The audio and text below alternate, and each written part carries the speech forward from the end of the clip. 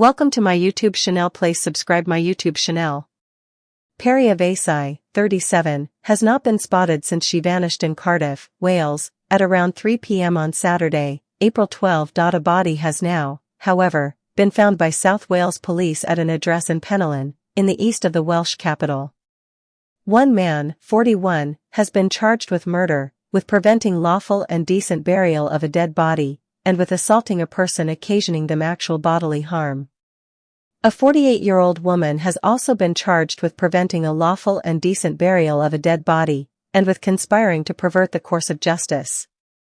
Both appeared at Cardiff Magistrates Court on Saturday and they have been remanded in custody. They will continue to be detained until their next appearance at Cardiff Crown Court on Tuesday.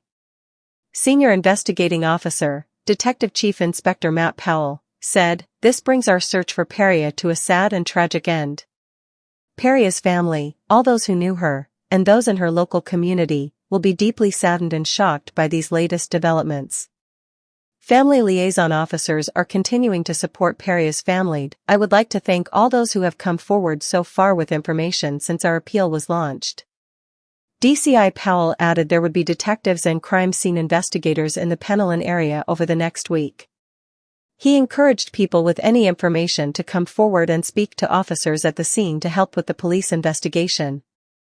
You can contact South Wales Police through its website, quoting reference 250-011-6906, or by using this link here. The 37-year-old Welsh woman was last seen wearing a black zip-up gym top over a red top, black trousers, and trainers on April 12.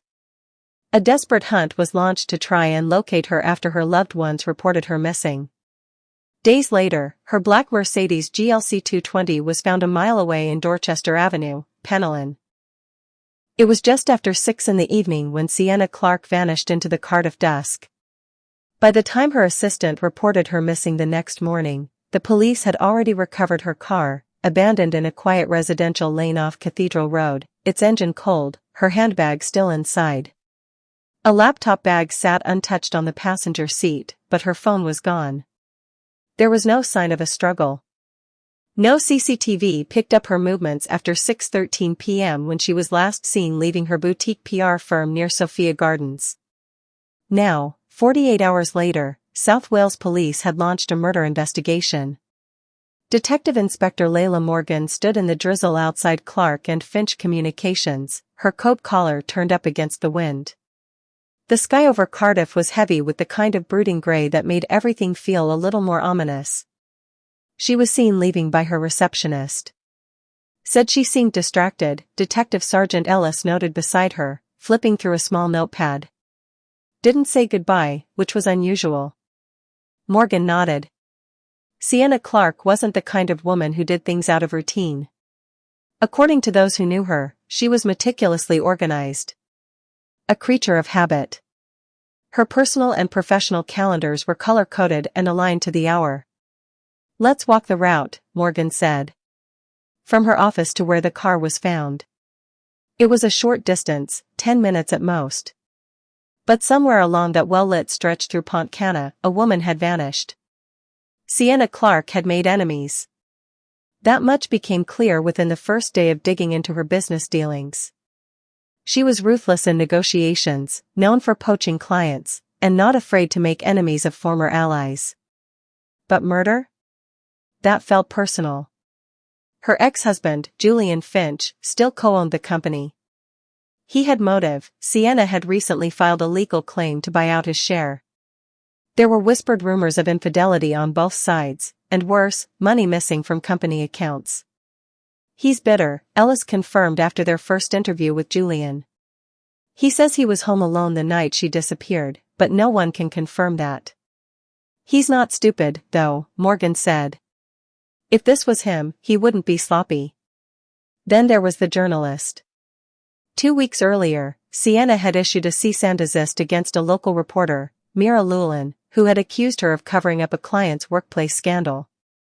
Mira had gone public with cryptic tweets the day before Sienna vanished. "The truth has sharp teeth," one read. Morgan didn't believe in coincidence. 3 days into the investigation, a break came. A delivery cyclist found a torn silk scarf snagged in the underbrush along the River Taff, near the Millennium Bridge, identical to the one Sienna had been wearing in the last footage of her. A search unit swept the area. And they found blood. It wasn't a large amount, just a smear on a rock, half washed by the rain, but enough to raise the stakes. She didn't walk here, Morgan muttered, staring at the bloodstain. Not in those shoes. Someone brought her. Then carried her from the car? Possibly. Or met her on the way and forced her. But there were no signs of drag marks, no footprints, nothing conclusive. Whoever had taken her knew the terrain and the cameras well. Back at headquarters, digital forensics pulled a surprise. Sienna's phone had last pinged a tower near Penarth Road, on the opposite side of the city, an hour after she disappeared. Then it went silent. Ellis pulled up traffic cam footage from the area and found a blurry image of her Mercedes turning onto Dumballs Road at 6:45 p.m.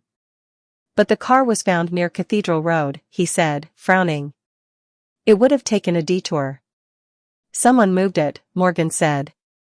And tried to cover their trail. They dug further, and finally, they got a face. From a fuel station camera, they found footage of a hooded figure exiting Sienna's car at 7:02 p.m., walking briskly toward the city center. The figure's features were obscured, but one thing stood out. They were wearing a gray hoodie with the logo of the EchoWorks creative agency. It was a break, and it led to someone unexpected. Cameron Ellis, no relation to the sergeant, was a freelance designer who'd worked with Clark and Finch until a year ago. He had been fired abruptly, and Sienna had refused to give him a reference. At the time, he had gone on a social media tirade, calling her a liar and a snake. It had mostly been dismissed as bitter frustration. But now, he was the best lead they had. Morgan and her team picked him up at a rented flat in Grangetown. He didn't resist. In fact, he seemed almost relieved. I didn't kill her, he said immediately, in the interrogation room. But I know who might have. Morgan leaned forward. Talk. What Cameron said changed everything. 6 months ago, Sienna had quietly started a side project, one not listed on her firm's books. It was a private campaign, reputational cleanup for a developer named Rhys Tremaine, whose company had been implicated in an illegal eviction scandal. Cameron had helped design the digital materials. But it wasn't just PR, he said. It was erasing things. Fake social media posts. Buying silence. He had stumbled across an internal memo, an email where Sienna discussed a possible payout to a whistleblower. She was going to bury it. He'd kept the email. For leverage. Or protection. She found out I'd copied it and fired me. Threatened to sue me into the ground. Morgan felt a chill run through her. Rhys Tremaine had gone quiet in recent months, staying out of headlines. He'd withdrawn from major projects. If Sienna had threatened to go public, if she'd grown a conscience. Tremaine had money. Power. And if he had secrets, he'd do anything to protect them. They brought him in that evening. Rhys Tremaine, in his tailored coat and carefully neutral expression, didn't deny knowing Sienna.